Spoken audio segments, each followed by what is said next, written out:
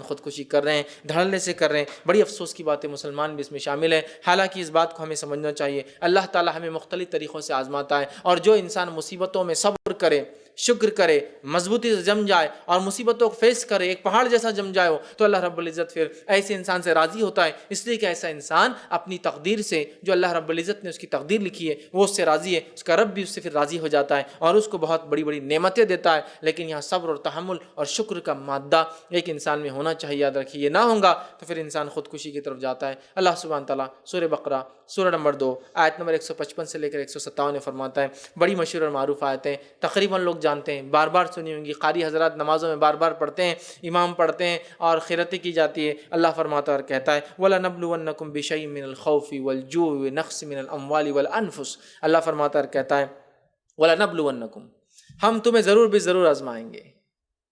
وَلَنَبْلُوَنَّكُمْ بِشَيْءٍ مِّنَ الْخَوْفِ، ہم ضرور بضرور تمہیں آزمائیں گے خوف سے، دشمن کے خوف سے۔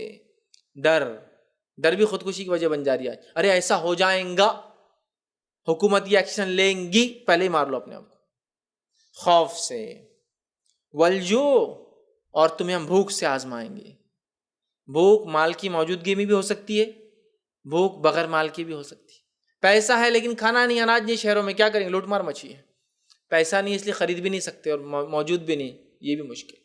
والجوع ونقص من الاموال، اور مال کی کمی سے اللہ فرما رہا ہے ہم تمہیں آزمائیں گے۔ والانفس، اور تمہاری کمی سے، نفس کی تمہاری جو ہے کمی سے ہم تمہیں آزمائیں گے، تمہارے بیوی اور بچوں کی کمی سے، تمہارے انفس نفس سے تمہیں آزمائیں گے۔ والثمرات، اور پھلوں کی کمی سے، باغات لگا دیے، اناج آتا نہیں، اناج آتا نہیں ہے، پھل آتا نہیں ہے، چیز لگتی نہیں ہے، جو بویا ہے وہ نہیں ملتا ہے، تو تمہیں ثمرات، پھلوں سے آزمائیں گے۔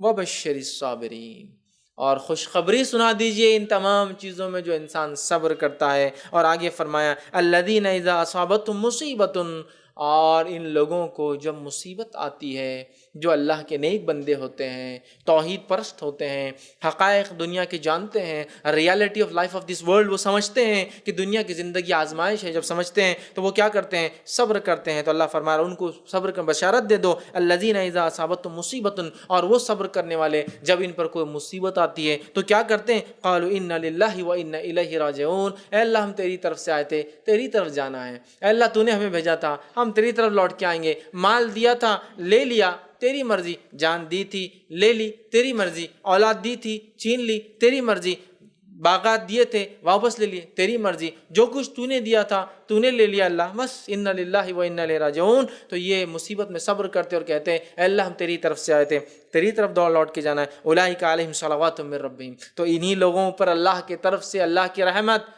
صلوات ہوتی ہے، من ربہم ورحمہ، اللہ ان پر جو ہے صلوات، دعائیں وہ کرتا ہے، ان کے لیے خوشخبریاں سناتا ہے اور ان پر رحمت کرتا ہے۔ واولئک هم المہتدون، اور یہی لوگ حقیقت میں ہدایت والے راستے پر ہیں، اور یہی لوگ حقیقت میں ہدایت یافتہ لوگ ہیں۔